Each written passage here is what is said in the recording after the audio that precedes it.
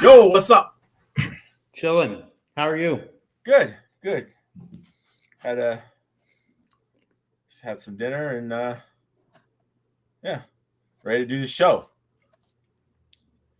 What are you eating on? Just a random piece of chocolate. Okay. Just trying to get me through the day, my friend. All right. Did you Been a walk long into day. work? What's that? Did you walk into work? I see you No, have a treat shirt on. yeah, I didn't. I didn't walk into work today. I Oh. could have, but I had to do some like on-campus recruiting and all this other nonsense. And On campus. What campus? University of Washington. Oh yeah. Yeah. Got the big win over the weekend. Beat Oregon. Okay, I should have known that. I should have went in there and told all the nerds, yeah. So Yeah. So the quarterback, Michael Penix, I work with his mom. oh yeah. Yeah. And he's like a Heisman candidate, and he's like 7-0. They're like 7-0. Pretty good. Yeah, Washington's pretty good. All right. So yeah, they had a big win on Saturday. Okay. Who was it over? Oregon. Oregon was 6. They were both undefeated. Oh. They were like 5-6 in the country. Mm-hmm. So Are they in the Pac-12? well, what's left of it? Yes. What? Maybe it's now a Pac-2. I don't know. Whatever. I think after this year's the Pac-2. Everyone else is left. All right. Well, apparently they can't handle the awesomeness. Pac-12 actually pretty good because USC is good, Oregon's good, obviously Washington's good, and yeah. So Right. yeah. Anyway, a little college football talk to kick off the thing. Last week we talked about scissors at the beginning of the show, and we posted a link to the scissors. Yes. And wildly successful. So we're gonna fucking keep hitting that drum for a little bit and see what happens. I think that the next product we should share is what I like to call the. I've already posted them. Oh, I didn't see. What is it? So I have two actually. Oh shit. Yeah, I just posted them right before the show. So if you go to our Facebook page, you'll see them. Link there. Click the link. Support your boys. The first roll is the Tessa 4965 double-sided tape. I'm gonna call. I don't know about this one. You don't know about this one? No, I do know about it, but I don't know about it. All right. Well, you need to get on board, kid. No, this is not. I'm off board. So this is how thin it is. Yep. And you should see how my electronics fly off of that fucking tape. No. They do. I can guarantee you. I will eject something. Well, because you're a savage. Yes. Well, and anyway, the people that watch this are more savage than me. This is the professional tape, like professional racers like Sam Isaacs and Craig Xavier use. They are way less savage than all of our audience. I have no problems with this tape. It works. You are a gentleman racer. You're not even giving it your all anymore. You've given up. Your stand. Anyway, it's 60 yards. This is all the tape you'll ever need for like the rest of your life. It is awesome. It works phenomenal. Don't shit on this. We're trying to make money, asshole. So fucking like it. All right. Next week we'll have a better tape scenario. No, this is some good stuff here. Well, negative. I love this stuff. I use it on everything. Oh, you do? Yeah. All right. I put that shit on everything. Oh, okay. But Tessa 4965. Link is in our Facebook prayer file. Support your boys. Go get you some. And then the second one is probably the best budget-minded pit light. Yeah, I got one on Prime Day. Yeah. Now, it was a little cheaper on Prime Day. It was $18.99. I think now it's like $22 or whatever. But have you seen the price of like a much more pit light or anything like that? Well, you understand that the translation of much more means it will cost much more. Yeah. Well, this little guy, those are like $80. Maybe if you're lucky. No, yeah. So anyway, we're gonna unbox this thing right here.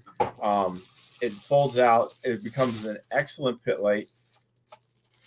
I've used it for. I have another one that I used for over a year. I just got a freshie. That's all. Uh-huh. And so it has 5 features, all LED, Yeah. wireless. How many speeds does it have? Like 5 different lights, 5 different intensities. I don't know, whatever. And then you can do. It has a cell phone charger right here. You can also run a USB off the back to whatever other device you want. Wow. Great charger. How Again, much does it weigh? I don't know. Here, all right.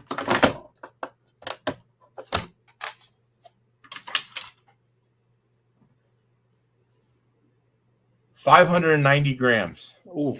Okay. We'll hold on. 20 ounces. All right. So 1.2 pounds. yeah, 1.25. Got it. Yeah. So look, great light, folds up, can go in your pit bag. Great for travel. I've traveled with it. It's wonderful. I mean, again, Sam Isaacs, all the Maryland boys, they use one. You got one.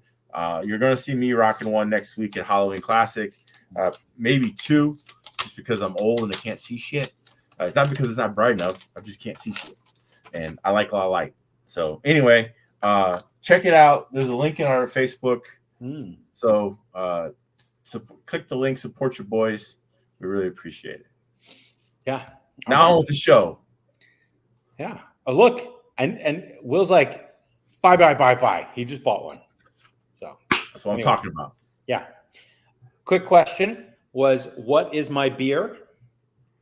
This is a Buc-ee or a Buc-ee Czech Pilsner.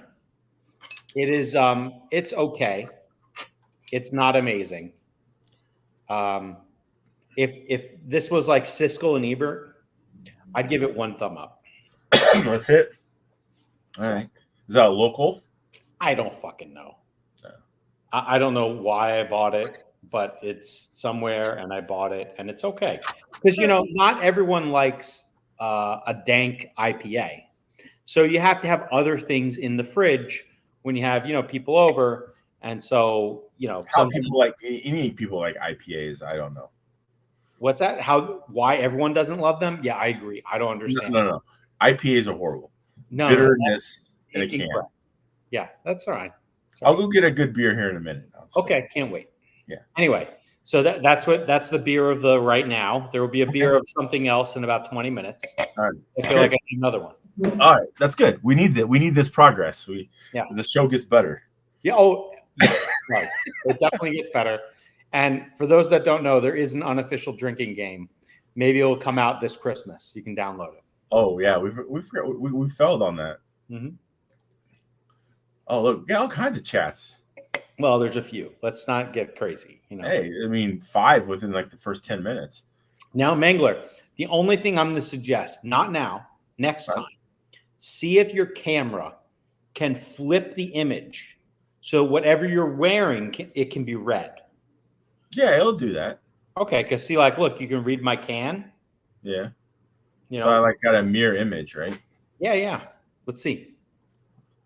I think I gotta leave and come back. Yeah, that's what I said. Next time. Well, it'll only take a second. No, it's fine. Okay. All right. Fine. You already have the light. We don't need 2 upgrades in one show. Okay. Only one. The people like the slightly terrible production quality of the track rats. Okay. I mean, I don't know how we're going to get it much better. Yeah. I don't think we're smart enough to figure that out. Mm-hmm. Oh, shit. Here's a fantastic question. So if FJ beats the Mangler at the Halloween Classic, are we going to get a full podcast with Mangler in a singlet? No. I told you, it's the number. We got to get to the number. Jeremy, I think you should ban us and just stop watching, unsubscribe, and teach Mangler that he is just he's putting the singlet on the pedestal, and maybe it's not as cool as everyone thinks it could be. We've been talking about this thing for almost an entire fucking year. I think you actually need to wear the singlet at the Halloween race, and it'll be fucking fire. That would be fire. It would make your packing so much lighter. Oh, there'd be a lot of packing going on. That's for damn sure. Woo! Yeah, like that'd be scary. Yeah, so, it'd be something. Any case, but we did learn, I think, that we can lower the bar now. It doesn't have to be 1,000. Yeah, it's actually we're gonna give you a new benefit, a new goal, and it's gonna be 501. Yes. Okay. Right now, we were like 292. We've like gone like 9 followers in the last week. We're 293 right now. Oh shit. So 293 is not that bad. It could always be better, but it's not that bad.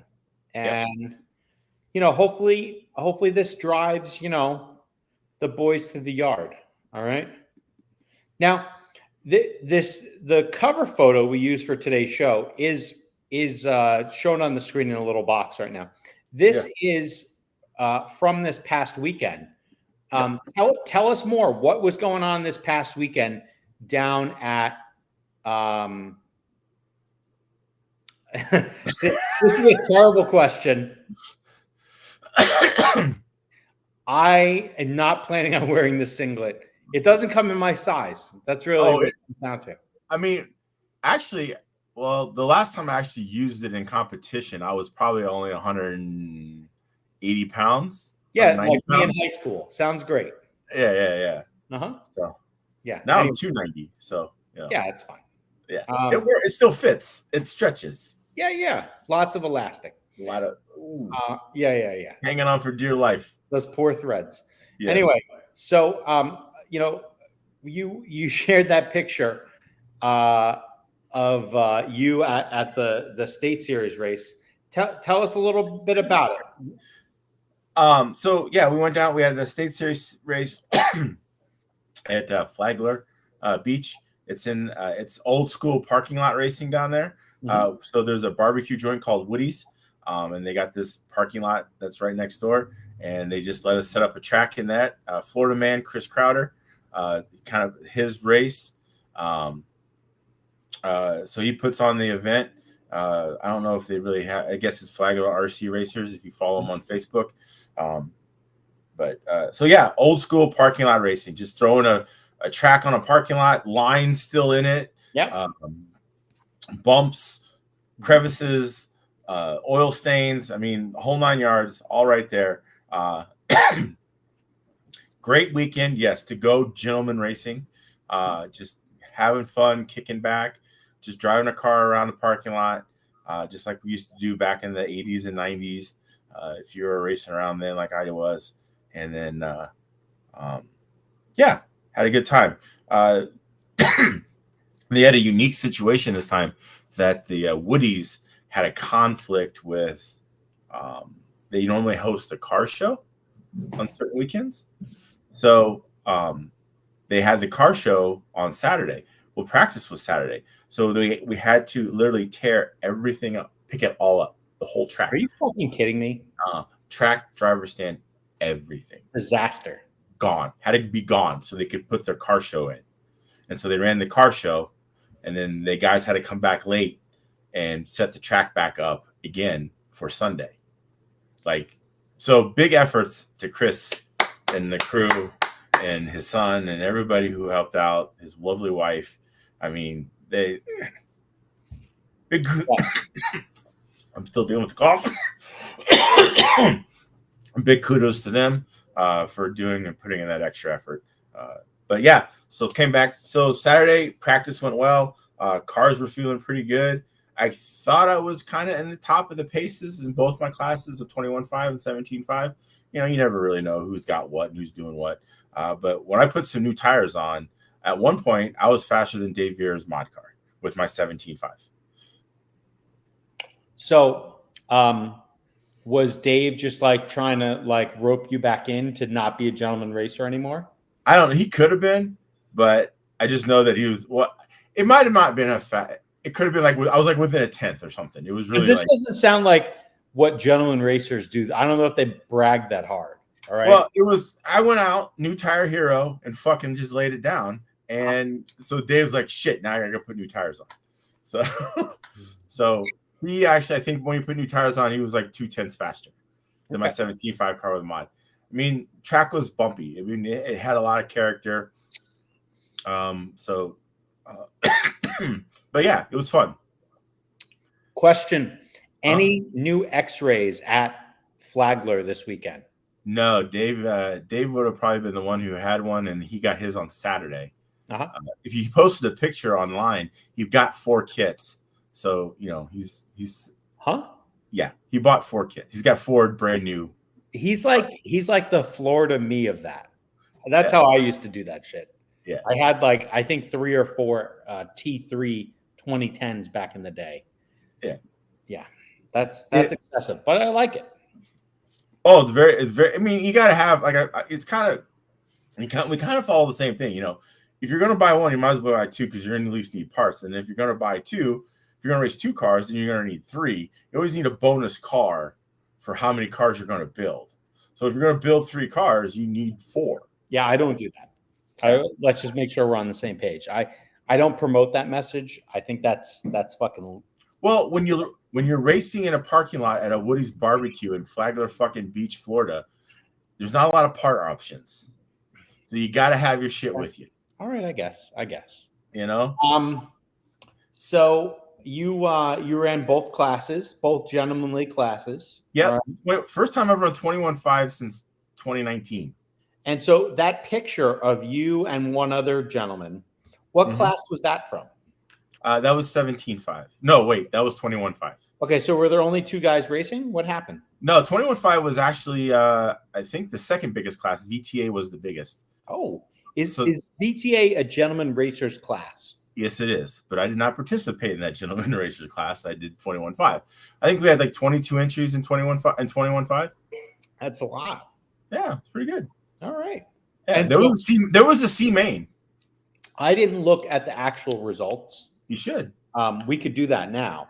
But don't look at the mains because there was a little incident on Sunday afternoon. What do you mean incident? Well, the decoder went out. I'm sorry, what? Yeah, the decoder went out for the mains, so they had to hand count all the mains. So the mains are garbage. Yeah. Chris had to hand count all the mains. There's no way you can hand count 10 cars. No one knows how to do that. They did it. They did it. Again, hats off to Chris. Dude worked his ass off this weekend. I mean, he really did. And so Florida man deserves all the Budweiser he can get. Oh, wow. All right. So I guess, let's, since we're talking about it, let's dig in. I'm just going to look at qualifying then. Yeah. And so maybe I'll make this slightly bigger. There we go. So, and I'll start with GT12, which is, oh boy, I don't know what happened. Let's start with GT12, which I know is your favorite class. This is also a gentleman class, I hear. Yes, it is. Yeah, for sure. Now, since we don't have the direct main results live here correctly, can you tell me who won? No clue. I think John Pritchard did. You're a lot of help. All right, next. Front wheel drive. How about this class? Can you tell me who won? I think Neuweiler run. Okay. Are you just picking whoever got TQ? Pretty much. Okay, sounds great. Awesome. All right, so, this is the class I was thinking that's what it looked like. So you TQ'd super stock touring car. That's not shabby there, all right? Yeah. And look at this. So I don't know what sort of run Corey was on in round 2, but you took down round 1 and round 2. Yeah. So that's not bad. How did this race turn out? I ended up winning as well. Okay. If you go to mod, I ran a 28. Hold on. We're going to VTA. All right. Dave Franklin had TQ. Do you know who won? No clue. I think Dave did. Awesome. Great. Good reporting. Yeah. All right. Now USGT. Who won here? Eddie. You're just guessing. All right. Stock touring. It looks like, again, you took both rounds. That's pretty good. And you said you won this. You sure? Yeah. You sure? Yeah. All right. There was only 18 cars, but all right. All right, now Formula One. I know you're a big full-size Formula One fan. Did you watch this at all? No, I did not. All right, sounds great. Thanks. Good for your reporting. And then Dave Vera, here we go. Versus Felix Law versus Corey Record versus Furman versus Brian versus John. Look at Dave Vera getting the double TQ. Yeah. But if you compare my time to his in 17.5, yeah, I would have qualified like third or fourth. Well, there's not that many guys running, so yes, I agree. It's pretty good. It's not bad. Sure, it's not bad. Like it really looks like Dave and Felix, and hell, Corey was right there too. He was almost on that extra lap. Yeah. Pretty good. And then, hey, when did Furman start running mod? I don't know. This weekend. Have you scared Furman out of the gentleman racer classes? I don't know. I don't think so because he has like 6 cars, all ready to go. So he's got all the cars. I just don't know. So you would have qualified third in mod touring, just so we're on the same page. Yeah, that's pretty good. Yeah, I mean my 17.5 car, which was my R car, the new 800R.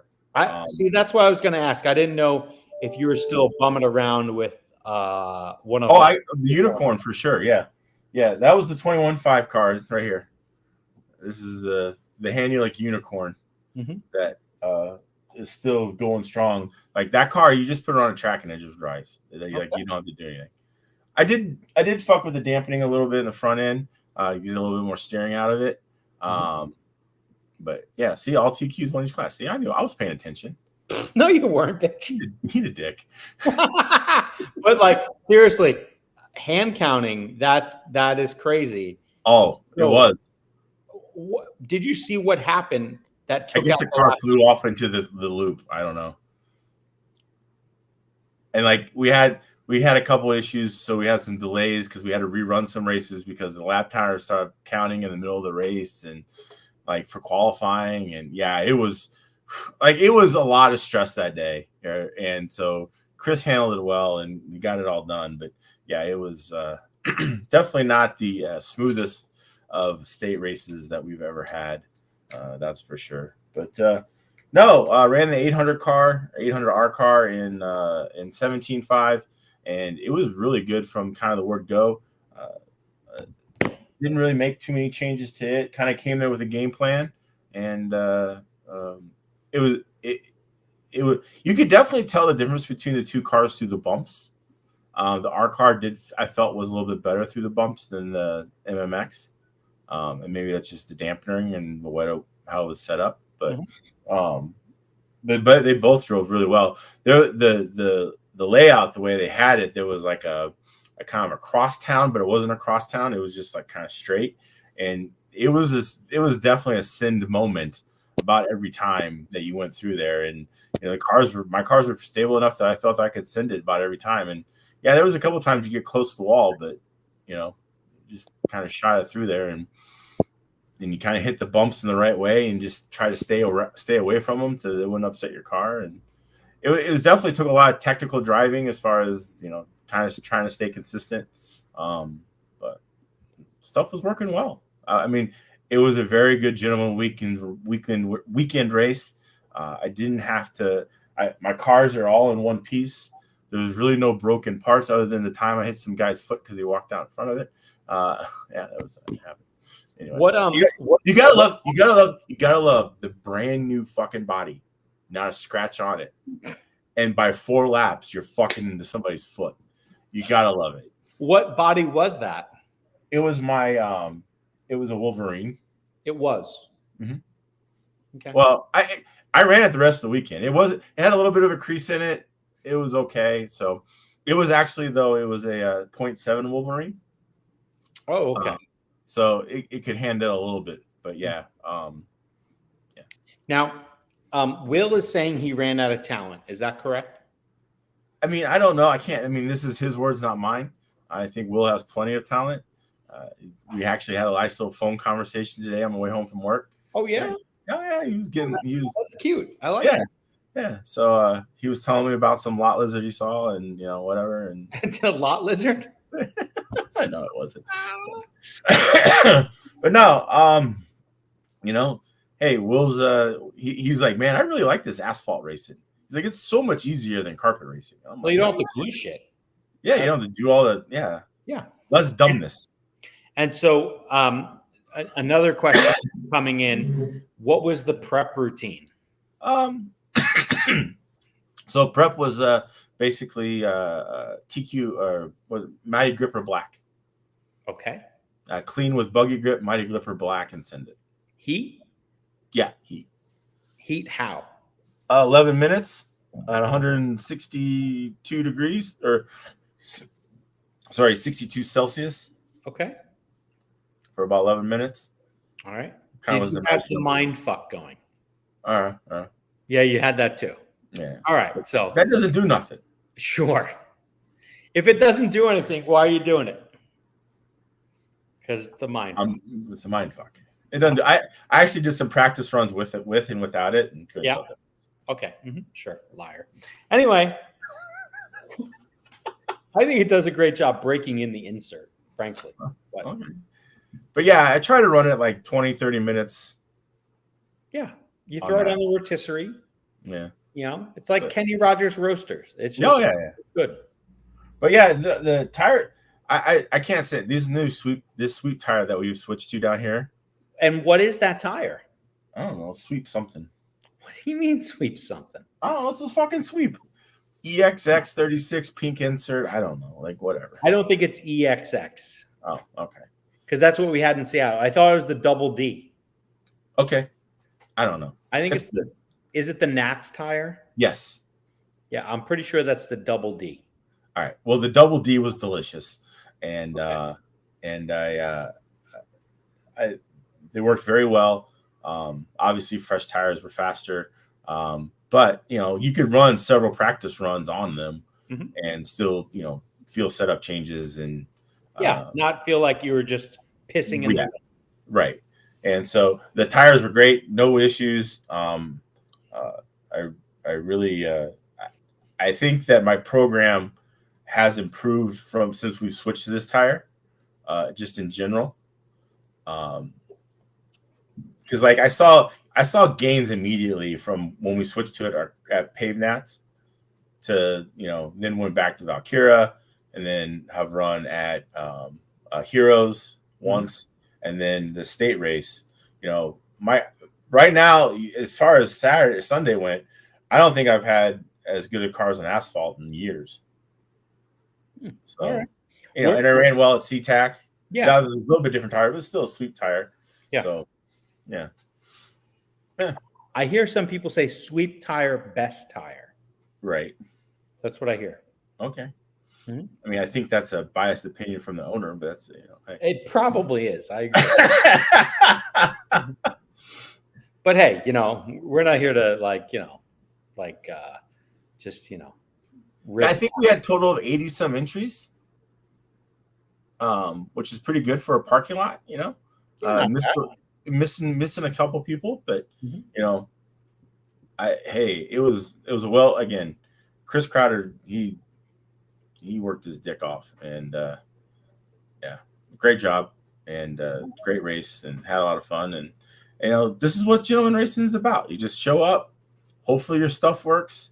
I was talking to a guy and he's like, yeah, I could run 17.5 or I could whatever, because I like 21.5. You know why? Because no matter what I do, the car is going to at least probably be okay. It's not going to suck, right? Whereas like if you show up with mod, it could just be a total bag of dicks, and you're just pulling your hair out, and you can't do anything. Is that what happened to you? What? Nothing. Sorry.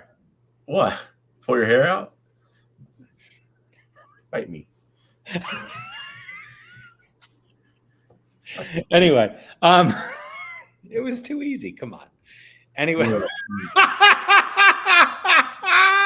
were you gonna try to do the nose hair comb over? Come on. Hey, I want to do this the whole fucking podcast now, so you can't see my fucking bald head. You put a hat on. Anyway, so all right. Well,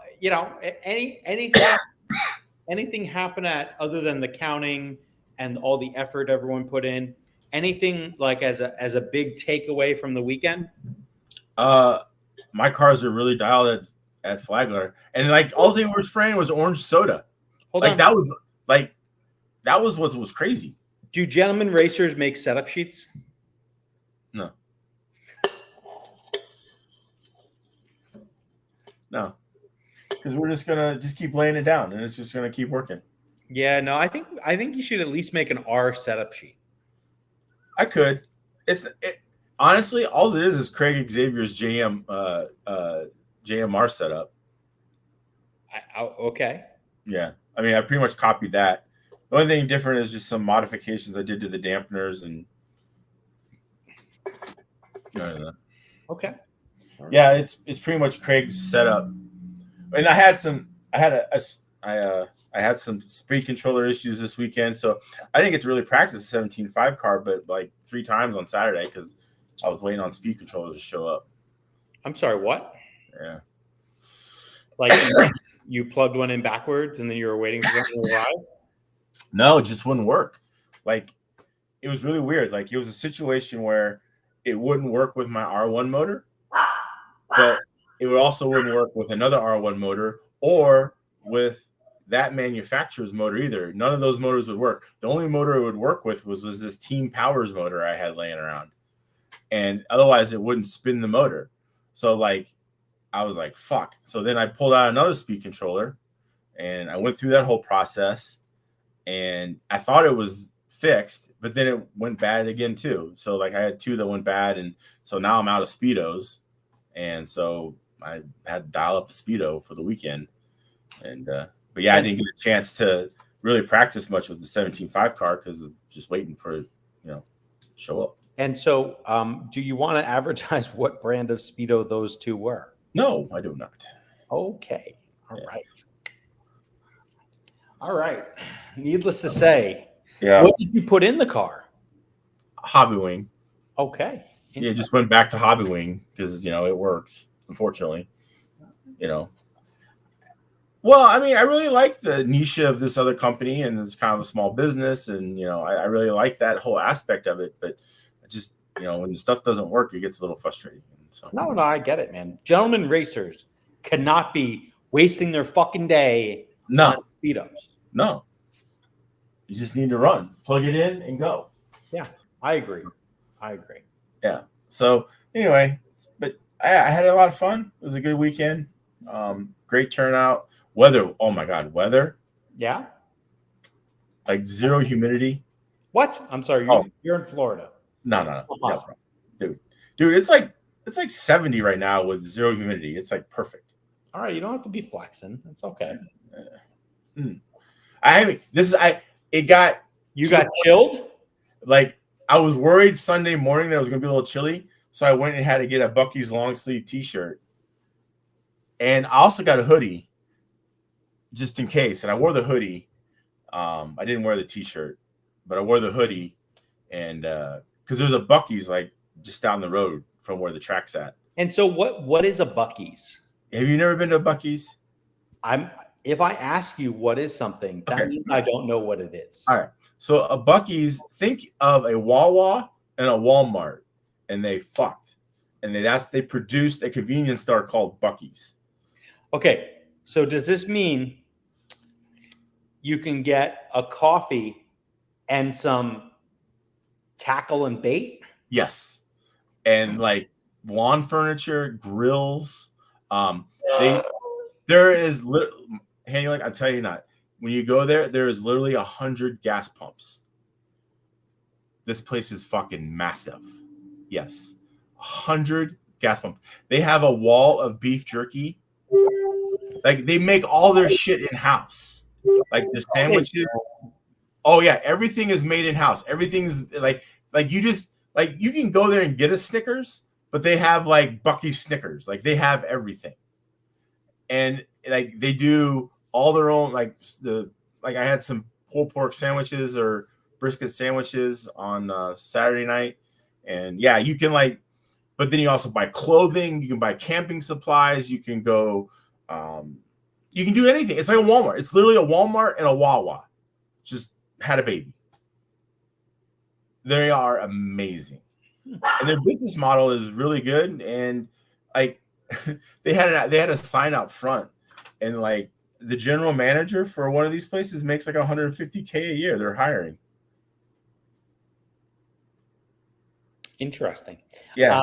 Here's a question not from me, and I'm kind of disturbed by the question, but that's why I'm reading it. Is that the place with the awesome bathrooms too? Oh, they're massive. They're nice. Yes. Okay. I'm sorry.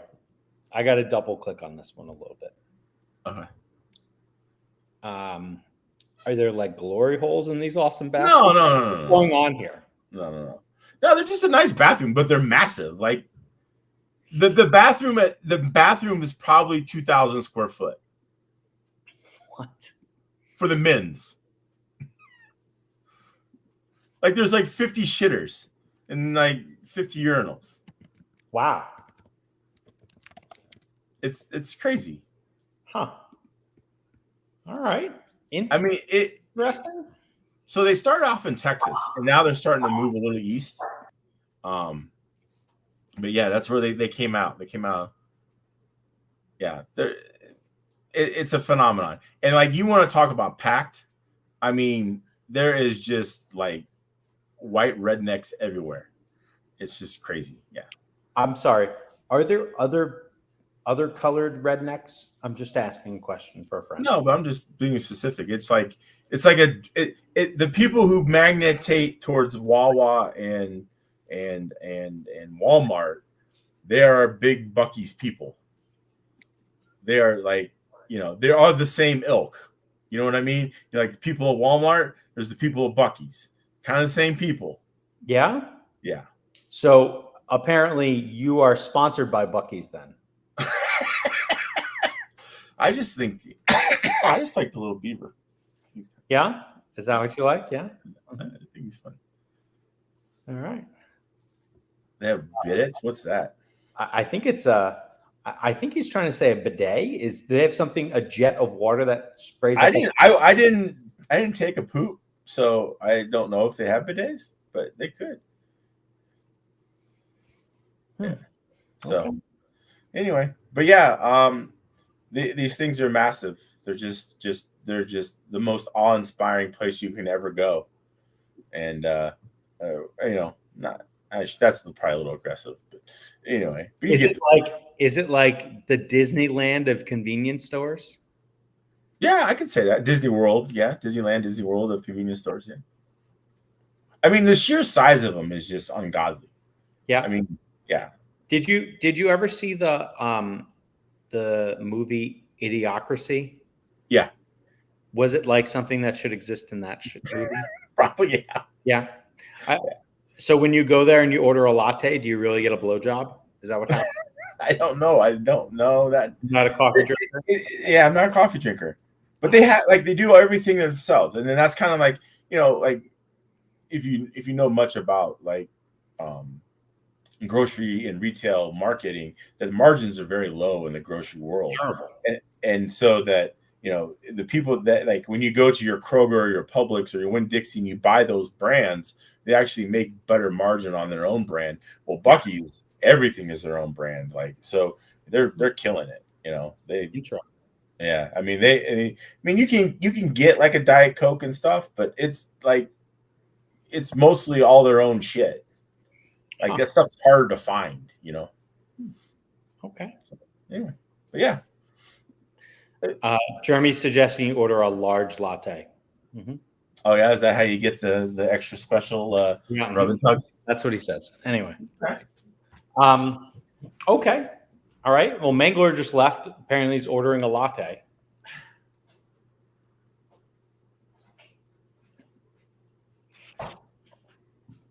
I was getting a beer. Oh, okay. I didn't know that. We could have done synchronized beer fetching. Oh, well, go get your beer. I'll talk about my beer. So I have Buc-ee's? No, it's a Ace Perry cider. That's not a pear beer. Cider. No. That's not a beer. It's 5% alcohol by volume. It's gluten and vegan. Good. But yeah, it's America's pear cider. So are we trying to get the Brooklyn hipster crowd with your gluten-free vegan beverage? Oh, sometimes you got to do what you got to do. Okay. But yeah, it's good. I suggest you get one. Tastes like pears.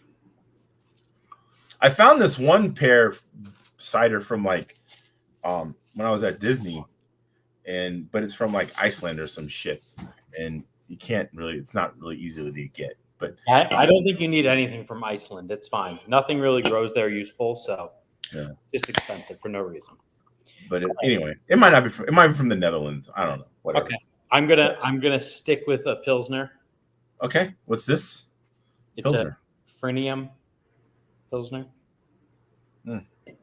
Cheers.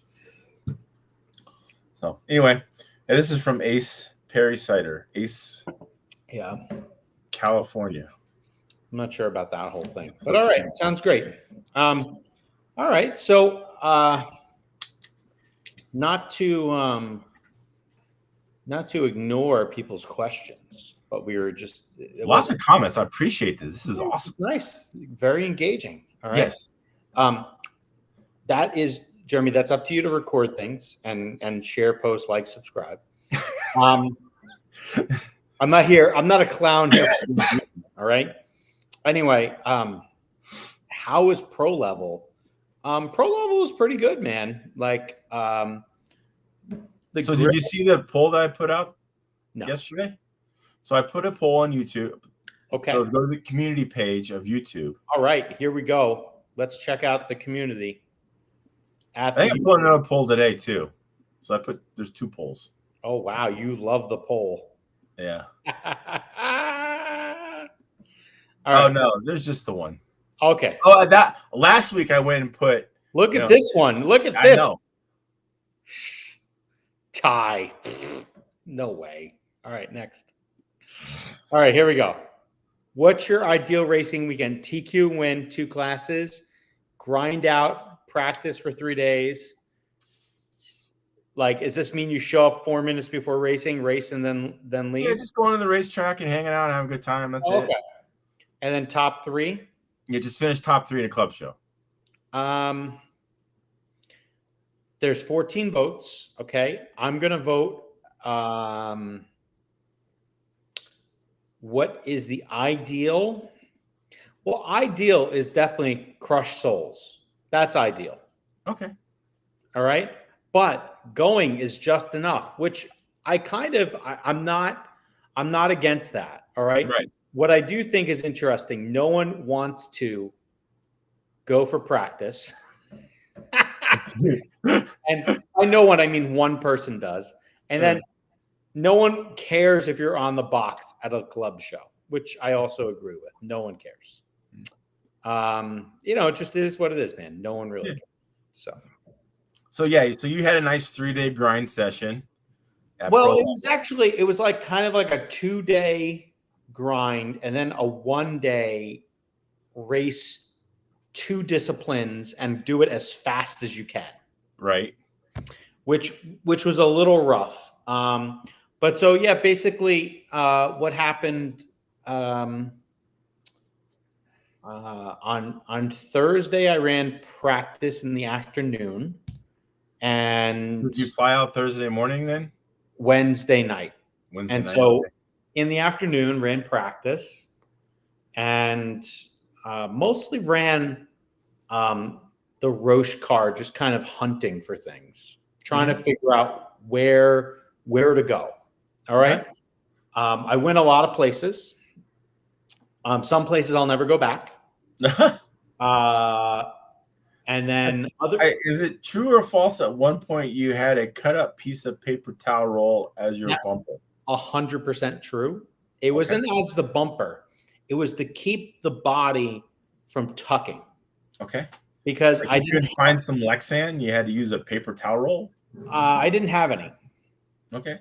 I mean, any Lexan that I had there was all bodies that were so thin it did not matter. Okay. And the next day, I got some Lexan, and so I used some Lexan instead. Okay. And so the big finding so far, at least on the Roche car for me, was if If grip is very low, run a short front wheelbase. Okay. All right. Makes sense. If grip is anything but low, do not run a short front wheelbase. Because I think the car is just too on the nose then. Okay. All right. And it had worked okay, the short front wheelbase for Sean running spec tires all the way around. Right. Well, that makes sense too. We're on a fresh track. Yeah. He was just as fast as any car he had. Okay. Okay. But then as grip raised, it slowed down a little bit. Okay. And so he was on a medium rear roll center. So you can do 3 roll center configs at the back of the car. He was on like the medium version. Okay. I started out on the low. I went to medium, and then I went to high. And by far, high was the way to go. All right. Oh, okay. No doubt. Figured it out. Yeah. And because on the low, it was really just like the front end and the rear end were fighting each other. Mm. And so, possibly the medium version might be the way to go. Maybe if the track has low grip, the lowest might be the way to go. But the car would it would stall on the low roll center at the rear. There is the option to put like sweep into the links, the side links. Mm-hmm. So that definitely helped get some corner speed out of the car. But, and I did that while I was on the low setting. All right. And then also while I was on the low setting, I had played with shock springs, like hard spring. Again, like crazy on the nose, no good. I went softer, less on the nose, good. I made the shock short. I made the shock long. I went from an angled shock to a flat shock. I changed my front springs. I changed my side springs. I changed my front dampening. I went back to my original front dampening. Kind of ran the gambit. I made at least 20 different setup changes on the car. All right. Yeah. The only thing I know is I'm going to hit the reset button on a few of them, and I'm going to reset with long front and high roll center in the rear. Okay. And maybe I'll do a short wheelbase in the rear. I don't know. I was at long wheelbase in the rear. I'm going to reset the shock to where I started. I might reset the side spring to where I started. I started with Automatics 0.5s in the middle.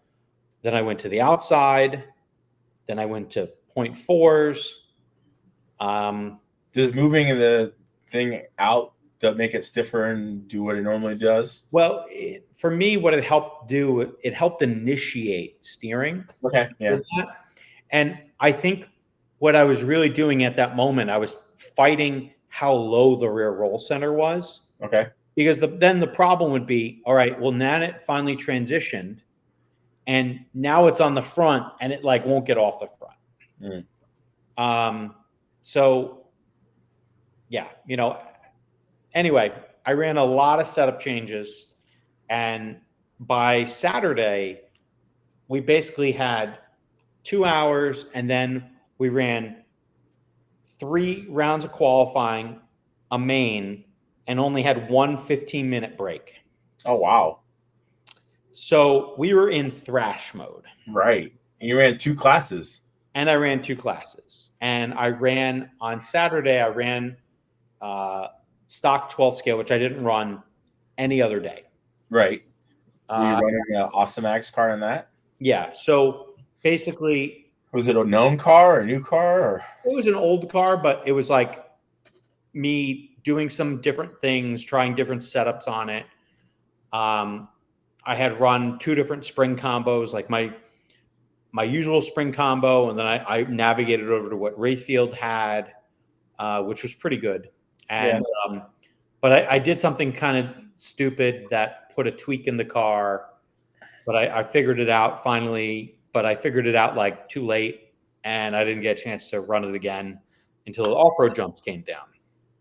So, but I fixed it, and it should at least be okay for the Halloween race. Okay. And then I'd also run 2 different super stock A12 cars, and one was the car that came off the track from Apex. How was that? It was okay. Wasn't bad. And then I ran a different car that initially had the same setup from Apex.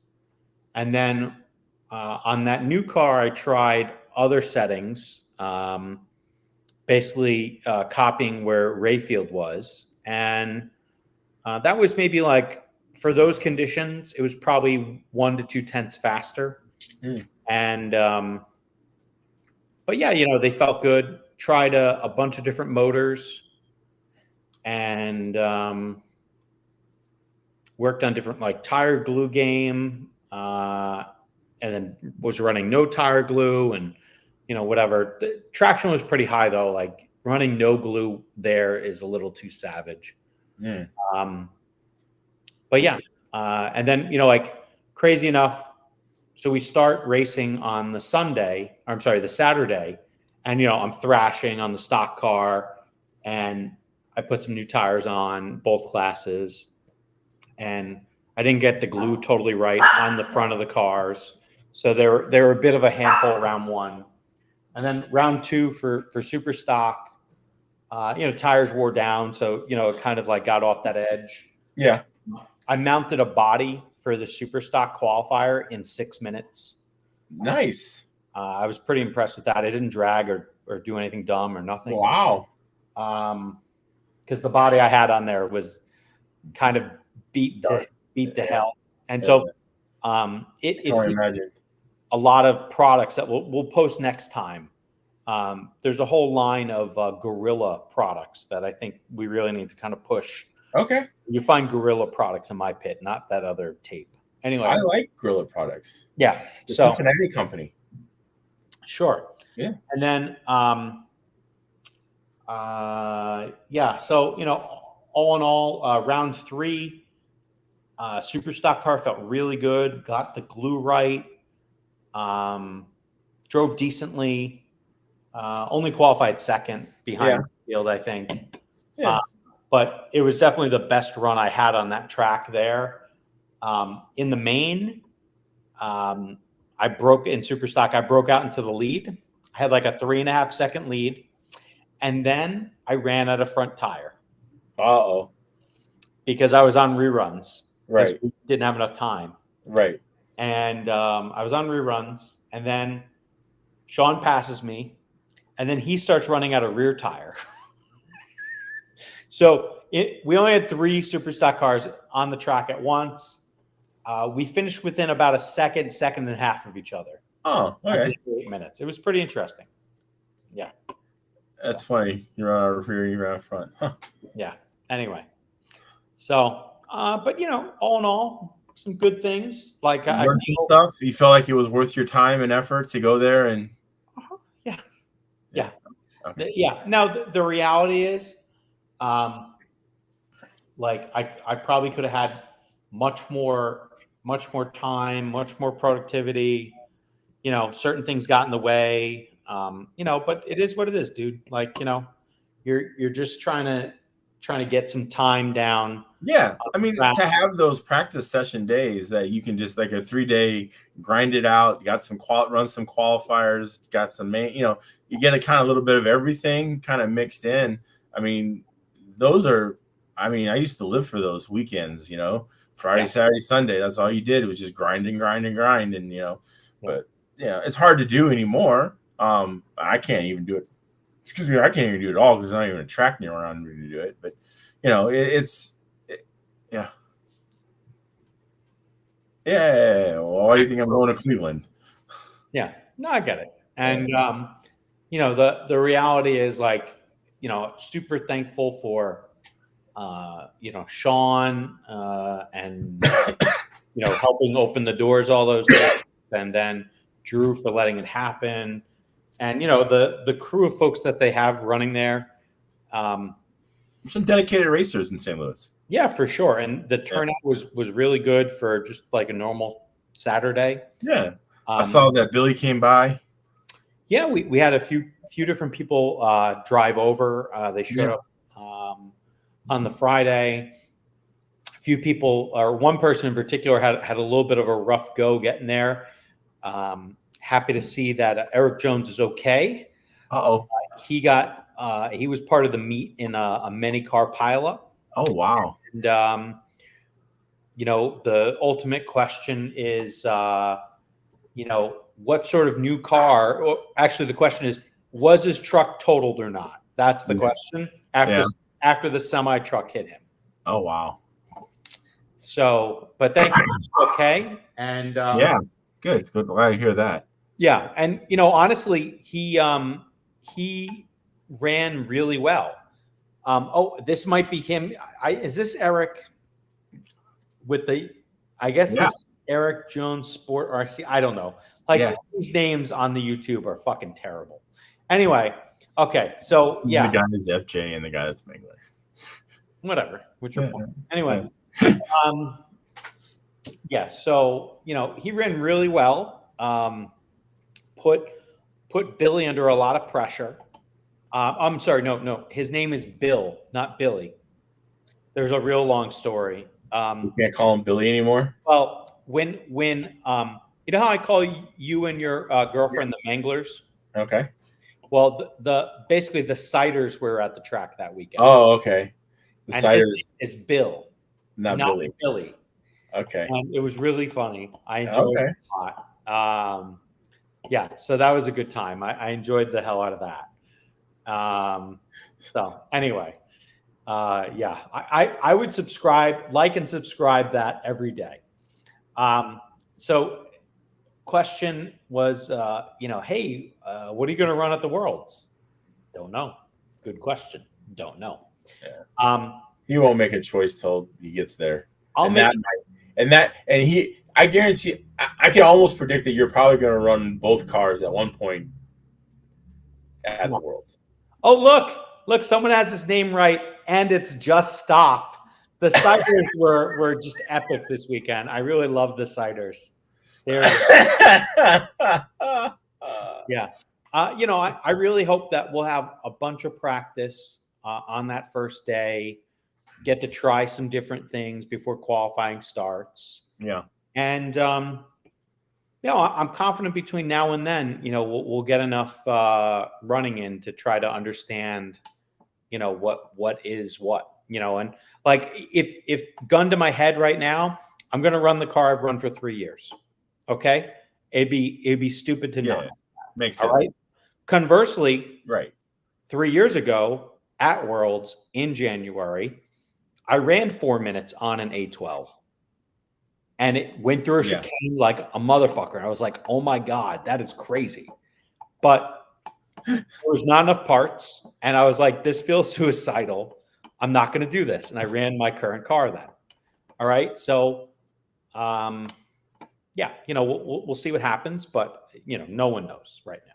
No one knows. Yeah. How did it hold up, the Roche car? Did it take a pretty good beating? So the first pack or two, that motherfucker was off the track a lot. All right.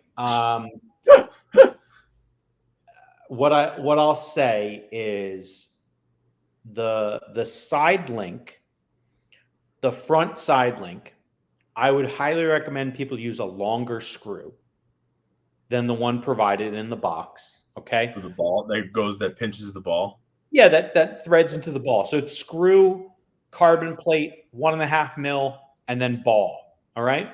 And so just like every Roche car, the same ball that's been on every Roche car, they have like these, moderately fancy shouldered screws in there with a flat head. It's only about like a 6 mil screw. I'd recommend everyone just man up, put an 8 mil or longer screw on there. Don't play any games. All right. Is it 2.5 millimeter? No, it's a normal 3 mil screw. All right. Okay. I had one of those come loose on me. And in the coming loose on me, I broke a dampener tube. Oh, wow. Yeah. So that was the first casualty. second casualty later in the weekend ended up being kind of like bending up the corner of the front bumper, the carbon piece. Yeah. But realistically, a lot of that's because I didn't have the proper Fab Tech bumper situation or anything. Yeah. Yeah. So I think if I ran the right bumper, it wouldn't have happened. All right, let's put it that way. What about pod plates? Are those still straight? Yeah, everything else feels fine. Well, does it feel fine or is it fine? I haven't pulled You it out haven't of the box yet. You don't know. I don't know yet. I haven't gone through it. All right. Don't worry. All this will happen all in due time, dude. It's just Tuesday. People want to know. Damn it. Yeah, but again, not like it ever did anything crazy. All right. It's just the fact of trying to find a setup that makes sense. Really, that's the problem. All right. Okay. So yeah, that was it from a body count perspective. Could have been way worse. All right. At no time was I like, oh, need some pod plates. Nothing like that happened. All right. But definitely it was getting sent. All right. And then with the very small tires that I was running, I'd started out with the King. They have a slightly thicker diameter Kingpin shim. Okay. It's the same size shim as like an A12 shim, but it's just thicker. Oh. So diameter wise, thicker, but whatever. Anyway, same diameter. Sorry, same diameter, but thicker height. And so I started with one of those underneath the knuckle. That made it hard to do reruns, so I just took that out. Right. And played with varying degrees of droop. Anyway, I did so many different setups. Yeah. Crazy. That's good. I mean, again, those are always somewhat beneficial, especially with a new car. Yeah. And then you had other cars that you had known quantities of or known how it ran, and so yeah, that sounds like a good weekend overall for you as well. Yeah. How'd the off-road go? Off-road was pretty good. Yeah. You bring your car or did you borrow one? No, I brought my car, and they were running a sweep clay slick tire. Okay. With sauce. Okay. The trick. So I tried running it quickly on Thursday just to see what happened, and you had to glue the sidewall, and so there was like a seam line on the front, and it had sweep and whatever the product was. If you glued to that, you still wanted to go more glue, so I went more glue, and I tried full front sauce. I tried half front sauce. Basically, you want to just do the littlest amount of sauce possible on the inside shoulder. Oh, yeah? You only want to do that for about 2 minutes. Okay. And you do that right before you go out. You dry your tire. And then the rears, anywhere between 5 and 25 minutes is really good, full sauce. Yeah. You just soak them. Yeah. And, but, I don't know. There was, I don't know, let's see, a roller, a jump, another jump, a double. Yeah, there's a fair amount of jumps on the track. Not a crazy amount, but yeah, they weren't very tall. No. And you don't actually need the jumps to be super tall because, frankly, all that does is have people do more dumb shit. You just send your shit harder. All right. Yeah. Just causes it to dig in or whatever. Yeah. The interesting part was I had something happen in the first A main they ran. I was out in the lead. I think What car were you running? I was running my Will Speed low C RF3 conversion. Okay. With all the electronics from my 2022 Carpet Nats attendance. So it was a RS Pro with a Duo, I think it's Duo 2, a Phantom motor, not the current spec, not the Helix, but the one before that, a 17.5 motor. And usually, that power package is actually pretty fast. I'm a fan of it. And it got really hot. at this race. And in the second A main, the motor came off. It was probably like 190. But yeah, all in all, it wasn't bad. I had some sort of incident happen in the first A main. I was like up a lap maybe, and then the car like landed a little rough, and then the motor just didn't run for some reason. All I did was I took the car, backed off the gear mesh a little bit, reset it, and then it kept running. So I don't know. Needless to say, I probably need to invest in a motor for that buggy, and I'll do that someday. Yeah. But yeah, otherwise, the only other thing they had a rule was to raise the ride height. So like my usual like 12 and 11 mil, I had to go to 15. Oh wow. And yeah, but that, and we also taped the edges of the wings, and we put some crazy duct tape. They had some 3D printed things that didn't last, but we put some crazy duct tape on the front shock towers just to prevent the screws from grabbing. But yeah, that was really. Did the shock still move? Yeah, they moved. Yeah, they don't articulate that much. Okay. It's at the very top. It's not like they're moving a lot. But, so how was the Prolevel pizza? Look good. The cheese and the sauce is good. The rest of it, it's just like a matzah. Oh, it's a little weird from like a crust perspective. Yeah. But did that make me not eat a bunch of it? No. Yeah. Bad pizza is still good. Yeah. And this isn't of the class of bad pizza. All right. Right. But it does feel like a pizza that you could maybe make at home by taking out of the freezer and then throwing in the toaster oven. Okay. So there's a certain like crust consistency that's a little weird. Yeah. It was definitely tasty, Good. I'm glad you got some of that. Yeah. And honestly, like I have a real sense of like accomplishment by not failing so much in jumping carpet off-road. All right. Oh yeah. Yeah. I feel like, if I look back to when I first was shown some pictures of an Awesomatics two-wheel drive buggy and then started running two-wheel drive buggy. This is back in like 2014, 2015. I've come a long way since then. All right. That's all I'm going to say. I've come a long way. And I think I can almost jump pretty consistently now. Okay. And all grown up. Yeah, you get you start to figure out you can scrub up the face of the jump, and you figure out a few things. And but yeah, I don't know. And one of the things we were talking about while eating pizza was like, what are all the classes that I have or haven't run? And so it might be fun to have you answer that kind of question. Like the only classes I have not run that I think are a class are 8-scale nitro or 8-scale electric on-road. And I haven't run that GT 8-scale on-road stuff. I haven't run a 5th scale. How about a quarter scale? Or whatever, or any of that shit.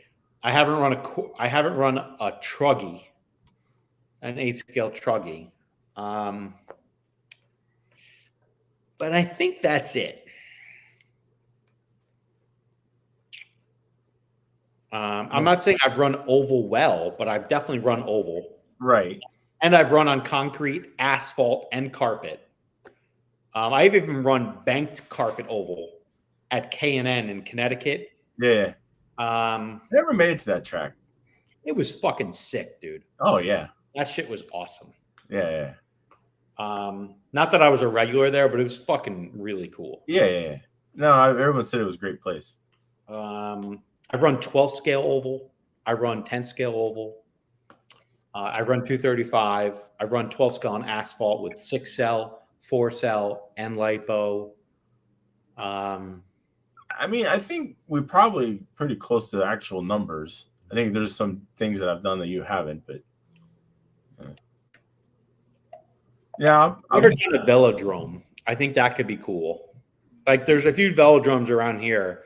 I kind of want to just like fucking throw a car down on, see what happens. Yeah, that could be interesting. So I don't know. Usually they're not very smooth. I understand. I get Yeah. it. So Huh. I've run F1 indoors on carpet and outdoors on asphalt. I've run an independent suspension F1 car.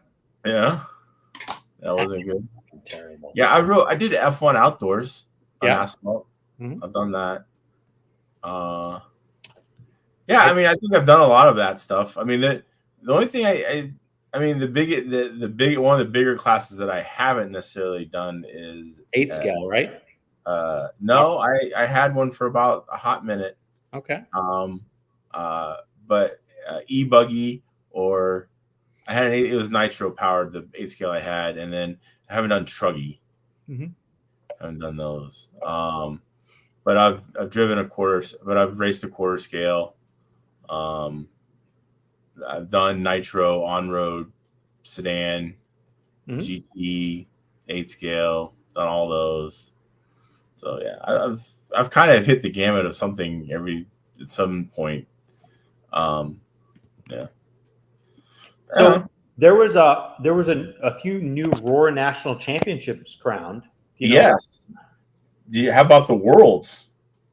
I don't care about that stuff. That looks dumb. Yeah, but there was controversy there.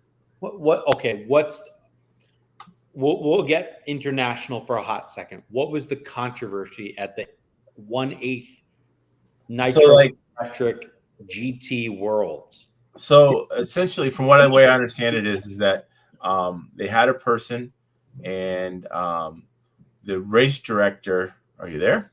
Oh, yeah. The race director, the person running the race, docked a lap or something from this person's time, and where they did not have the authority to do so.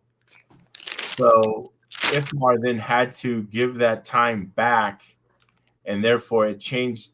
Like they had given away awards, or like they hadn't given away the awards, but they were getting ready the awards, and they started giving them out. And everybody's like, "Oh no, it's wrong!" Like, "Oh no, we changed it. We just didn't tell anyone that we changed it back." Horrible. Yeah. So what class did that impact? Huh? What class did that impact? I believe that was the electric 8 scale. Did it change the winner? No, it did not change the winner. It changed like second and third. So like they had to give out 2 third places. I think that's what they ended up doing. Yeah. Did you see the guns on the guy that won though? Dude, that guy does a lot of fucking roids. Oh, he must, bro. Oh my god! I was like, they showed that picture. I'm like, that's got to be photoshopped. Nope. Them shits are the size of your head. Yeah, I mean, yeah, Kevin Hebert's got work to do. Yeah, he definitely skips leg day all the time. Yeah. No doubt. But yeah, so yeah, there was kind of some type of IFMAR randomly enforced the rule that they couldn't enforce, so then they unenforced it, and then since they had told one person at one point that they were third, and now they're not third, and therefore they just gave out 2 thirds, and no one knew that they were doing this because they didn't tell anybody till the award ceremony. So great communication. I don't know if Jeff Parker was involved, but I'm just going to say yes. Wow. Yeah. Anyway, but that's what the controversy was. Those cars are so crazy. Like the links and the efforts that those people go through to make those things work, and it's just entertaining. They all started from basically a Kyosho car that they're just they're literally 8 scale buggies that they just put short shocks on. Yep. So this is the picture that we're referring to. Yeah, that Tony Gruber's bicep. He looks like he could be like part of the Hans and Franz sketch. Oh yeah. We're here to pump you up. Mm-hmm. Yeah. So 100%. Anyway, but yeah, so yeah, he ended up winning. He won Nitro. I don't remember who won the electric, but it was an S-Works driver. Oh, Newman. Your Norman. Yeah. Mhm. Yep, that's right. Yeah, back-to-back world championships in like buggy, e-buggy. Or Yeah. EGTE or whatever. I don't know. Yeah. So anyway, that's interesting. Yeah. And then over in Roarland, Yeah, they had the Roar Nitro On-Road Nationals yeah. and In Control in Texas. And so you had shared something which was very, to me, was interesting. Yeah. Seemed like very positive. All right. Let's try to find the thing. It's from End Control. That's the place that held the event. And let's What are see you if doing over there? I'm trying to find the post. Simmer down. Sounds like pop-up video. Oh, is it? Yeah, it's like boop, boop, boop. I'm just. Remember pop-up video? Yeah. I actually did work for the guys at Pop Up Video. Oh, yeah? As a consultant in New York a long time ago. Yeah. Yeah, they were pretty It was cool. interesting. They dropped you some knowledge. That's for sure. Yeah, I don't know. You're like, oh, all these songs are about sex. I didn't realize it. Like, all right, so here we go. This is the post. Oh, fuck, where is this thing? Come on, you had shared it. All right, here we go. yeah. And this is. I mean, I thought it was a very well written. I don't know who this person is. I might have met them. I don't know. I just felt that it was really well written, and that it's kind of summarizes the national experience from a race from a track owner, Yep. and that hey, for what Roar does and has to go through and do everything. I made a few hundred dollars and whatever. Like, I'm good with it. Like, that's everyone thinks that they're supposed to make $30,000 on a race, and that's just not going to happen. It's like, look, I made $2,000 or whatever it was after it was all said and done, and I'm good with that. That's $2,000 I had before I started this thing. Huh? Yeah. So I don't know. I just thought it was a good commentary, a good perspective from a person who hold a national. Because you always hear about these tracks like, oh, I'm not going to hold a Roar National. Roar just fucks you over. You don't make any money, and yada yada yada yada. And that it's refreshing to see that this person, whoever it is, Paul, the owner of End Control, the race director, and self-proclaimed chief bottle washer. Yeah. So it was just nice, refreshing, and kind of a positive outlook on hosting the Roar Nationals. And so you can probably go to my thing or whatever. Yeah. And read it. Yeah. And then I think this is a really funny one. So we'll share it too. Roar also just posted something that talks about Roar is currently looking into our approved stock motors and will notify any manufacturers found to be producing motors different than the approved motor for forthcoming actions. That's hilarious. And that's such bullshit. So here's the thing, and this is my take on it. So Roar takes the time and they approve the manufacturer sends in a motor. It's scrutinized, it's measured, it's documented, whatever. And then someplace in China or wherever, they start making these motors. Well, the problem is, unless you go buy a print or have a print submitted, there is no tolerance to what those numbers can be. And that normal manufacturing process, there's got to be some tolerance allowed. And they're not allowing for that. So what happens is then later on down the road, oh, the motor's changed. Well, did the person who ordered the motor say, I want you to change my shit? Or is it just part of the normal manufacturing process? It could go either way. It could be both are legitimate and both are, highly likely. And the thing is that if Roar wants to go down this path, that they're going to control manufacturing tolerances, then they need to have a submitted print on file that states that, look, this motor is going to measure this plus minus this tolerance, and then therefore they're going to have to, maintain that tolerance. And no one's going to do that. No person in some company in China is going to sit there and go through 50,000 stators trying to find the ones that all meet tolerances and the ones that don't. It's never going to happen. If it does happen and someone does go by those things, then the motor's going to cost $400. So manufacturing tolerances, unless there's actual recommendation and documentation of it, it's unattainable. Now, look, was there the whole thing where Ernie back in the day told him, well, go ahead and use just a little bit bigger wire? Well, it could have been that, or the manufacturer just ran out of fucking wire and just used this because it's close enough. You know what I mean? Like, we don't really know the answer. I mean, we can all sit there and beat on Ernie. What is it going to do? He's dead now. But I mean, like, it could have been either way, and they're both legitimate, cases or examples. And I'm not trying to defend anybody in this argument at all. It's just it's a highly likelihood of what could come out of it. And so, being in the manufacturing world myself, in that, unless you go to a spec and you have a print that says that, like, this is the tolerance plus or minus, then, any manufacturing tolerance is going to be out there, and Roar can go piss up on the wind all they want. They can't enforce it. Like, it's asinine to say, well, you submitted this thing a year ago or 2 years ago or whatever, and now it's just a little bit different.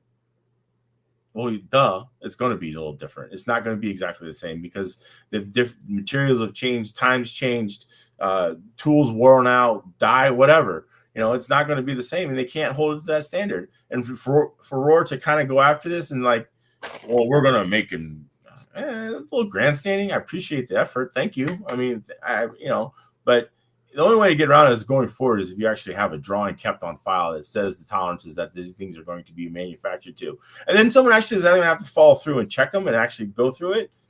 Please, no one's going to do all that. Yeah, that sounds expensive. Yeah, it is. Another, and probably for performance gain, or that's something there that doesn't really account the whole hell of a lot of the beans. Yeah. Another fun announcement was that David Ronalfolk is now an X-ray driver. I don't know if you saw that. I saw that. Good for him. Yeah. Wasn't he running Awesome Max cars though? He used to. Yeah. And you see under here, he was the Miyako guy. All right. Right. And you see listed under him is an X4, the touring car, two-wheel drive buggy, XB2, four-wheel drive buggy, XB4, XB8, and XB8E. So they're 8-scale off-road platforms. Okay. Do you know anything about this guy? He has a track. He seems to be pretty fast. He almost won the Worlds. No. He won the Worlds. Oh, okay. He won the Worlds in Las Vegas back in 2016, whenever I think the Worlds was in Vegas. Okay. And I was there that weekend. It was right after IIC. I stayed an extra day. Myself and Teru and and the then Corrali, now Speed Merchant, Stephen Boyce. And Stephen Boyce were there. Okay. Watched him win that race. And so I hear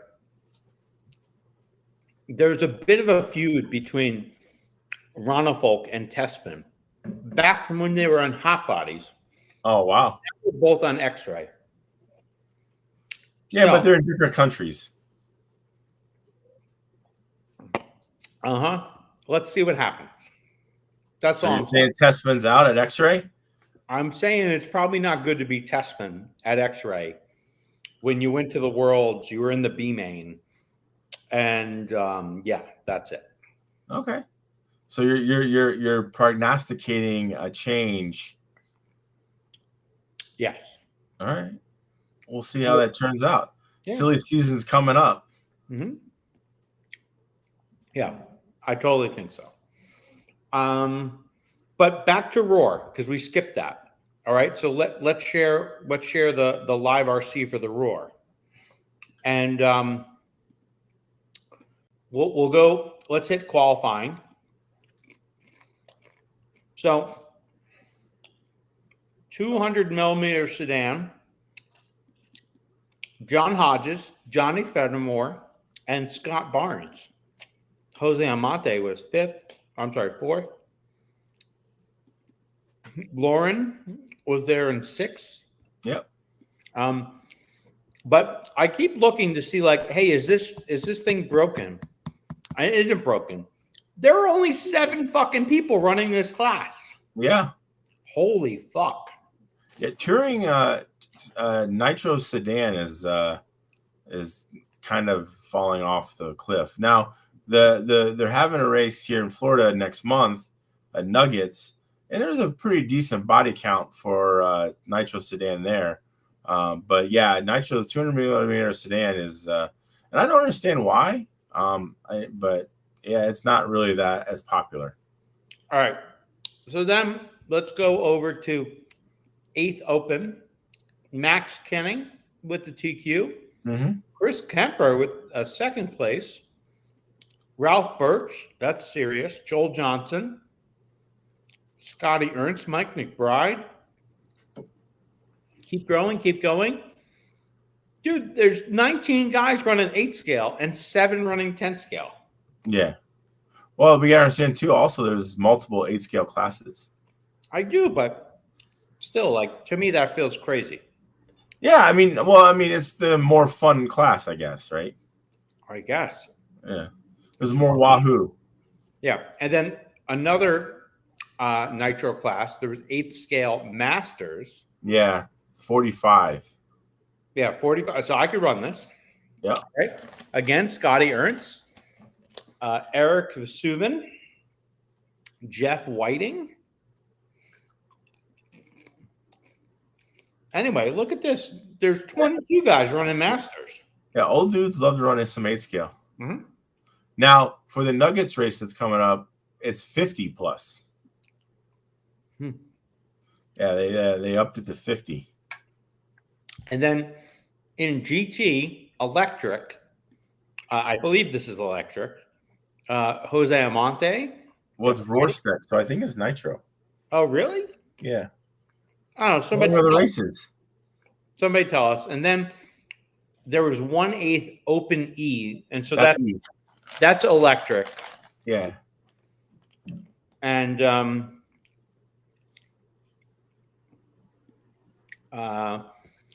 I wonder if this is the Randy Bernard that I knew from Maryland. I don't know. But yeah, interesting. And then, so overall, kind of an interesting turnout. The results, Jose Almonte, a lot of folks know him up from the New York area. He won Nitro Sedan. So congrats to him. 8th Open, Christian Jones. 8th GT, Paulo here. 8th Masters, Sal. And then 8th Open with the TQ and win, Max Kenning. Check that out. Yeah. I think he had Mike Pulfer as his pit guy. He did. Yeah. Dude, the laps. And then if you want a pit guy for 8 scale, Mike Pulfer is the guy. Yeah? Yeah. Now, I was surprised about a few things. One, that's a 12-second lap. That seems really, really quick for an 8 scale, like a short lap. Yeah. And then it was a tight track. It's a tight track. The other thing I was wondering was where was John Dixon? I thought John Dixon was all about this 8 scale nitro life. Dude, he's got class and he's opening a hobby shop and a track and he's got no time to go racing no more. I mean, and overall, I think the turnout was probably a little down this year. I think the California guys not having anywhere really to race has kind of hurt some of the attendance. As far as just going to races and stuff. So we'll see. But yeah, I think having it, in October, kind of maybe school year kind of stops some people too. So now, mind you, Dixon is doing work over here. Oh yeah. They have built a subfloor, and I'm pretty sure Online hobby shop. I've seen, that's probably tongue and groove. Yeah. I'm not sure on the labeling there, but so they sheathed it, and like I don't know how big this situation is going to be, but they're clearly putting in work over here. Oh And, yeah. It's in near Pittsburgh, isn't it? I guess I don't know. I don't really have all the answers here. Maybe somebody else knows. But to me, Pittsburgh is kind of near Cleveland. In between Cleveland and Pittsburgh, you got Youngstown, Youngstown, Austintown. Austintown, and it feels like a lot of tracks right together. Oh yeah, that Big Dog isn't far from there either. Yeah, so I don't know. Sometimes competition's good. Yeah. Well, like 4 tracks to travel to in 2 hours. I'd be excited. so, like this is kind of funny. Like, so you can bring that up. So down in Fort Myers area, Fort Myers, Port Charlotte, that whole area, there is an Astro track, indoor carpet track that does things, and then there's technically a paved outdoor track, and really no one ever runs at them. Like there is like all these tracks in one area that no one runs. Like it doesn't look like they have consistent enough racing at, and it's kind of sad because it's like with basically 45 minutes either direction, you could be at a track, and no one's really running at them. And it's like you look at this area here, and like we don't really have that many tracks, but there's and it's a much bigger area. It's kind of weird how it all pans out. And they're like, they're having track, they're building a track here, but they're going to run 2 times a month. Like weird things like that. Like, I don't know. It's just interesting how sometimes that pans out or plays out.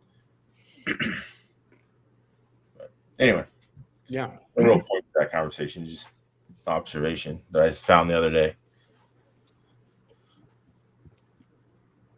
Yeah, I don't know, but ultimately, I think we're almost done on the content. So think about it.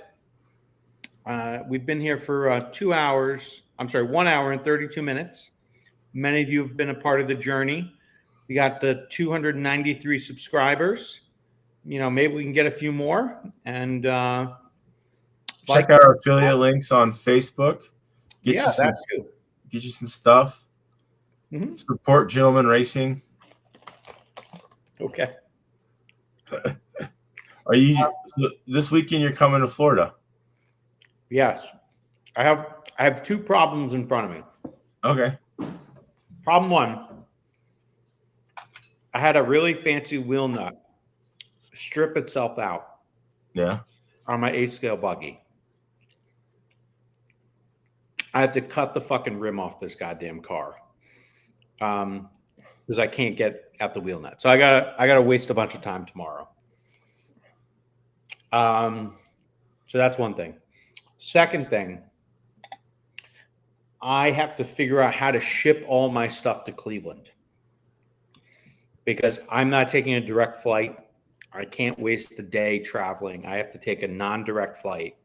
And I'm not bringing on a plane the shit I want to race on a connecting flight. I'm not doing it. So I gotta, in the next few days, ship all my shit to I'm guessing Wayne's house. Wayne, look out. Yeah. But yeah, I got to get most of that done before I leave for Florida.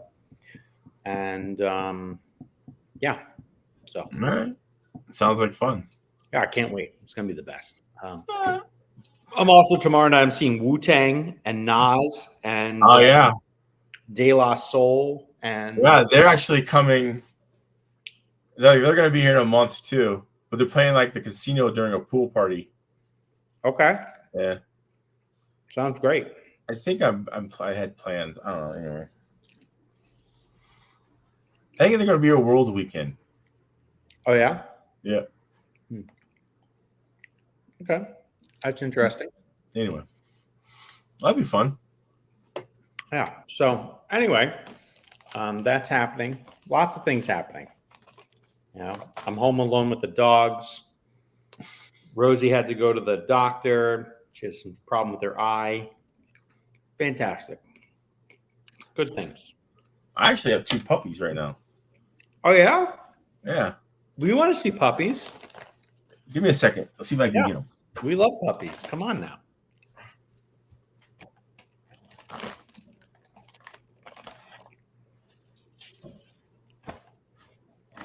Who doesn't love a puppy?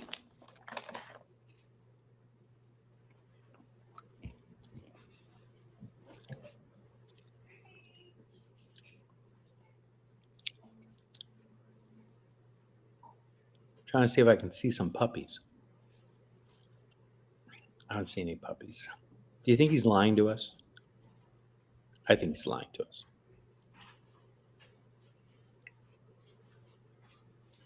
Oh, wow, those are puppies.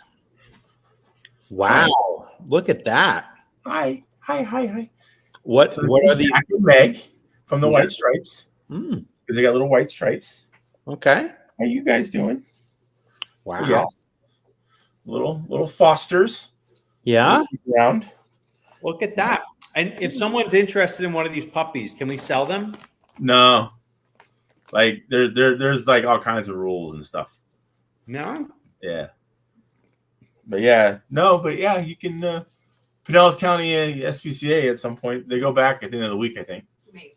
Humane Society. Yeah, they go back at the end of the week. They get clipped and spayed.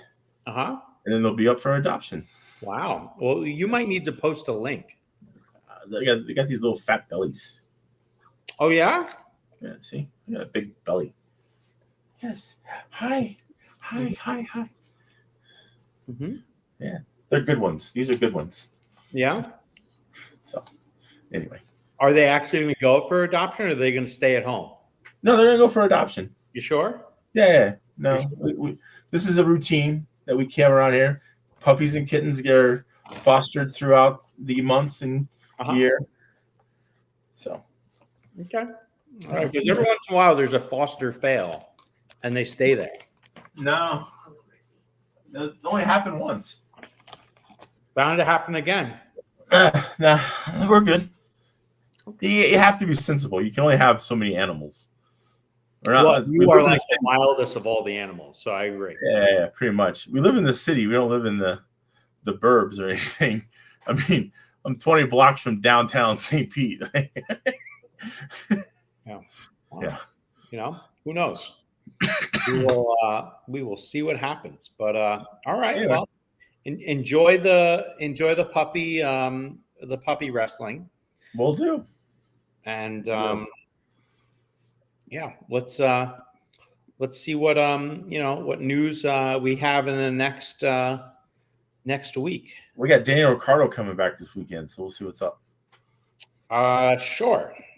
I think he will not make it out of Q1. Okay. I could be wrong, but they'll be at Austin. Yep. He does well at Texas. Sure. Mm-hmm. Yep.